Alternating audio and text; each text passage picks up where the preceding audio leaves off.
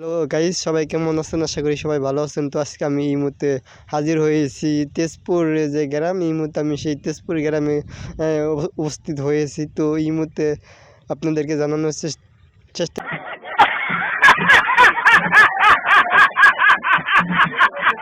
করবো যে তেজপুরের যে এই জায়গার যে পরিস্থিতি, তেজপুরের যে গ্রামের যে পরিস্থিতি, সেটি কিন্তু এই মুহূর্তে আপনাদেরকে জানানোর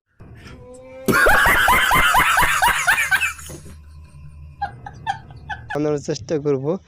তো এই মুহূর্তে আপনাদেরকে যদি একটু দেখানোর চেষ্টা করি, এই জায়গার যে পরিবেশটা দেখতে পারতেছেন কেমন পরিবেশ। আমার কাছে কিন্তু খুবই ভালো লাগতেছে। আপনাদের কাছে কেমন? নিঃসন্দেহে তুই ঠিক কথা বলেছিস। ধান ক্ষেত, আরও বিভিন্ন ধরনের যে গাছ গোছালি, সেসব কিন্তু আছে। এটা হাস্যকর এই দেশের জনগণের জন্য হাস্যকর। তারপরে আমার পিছনে আমার সামনের দিকটা যে জানিয়ে রাখি আজকে যে এই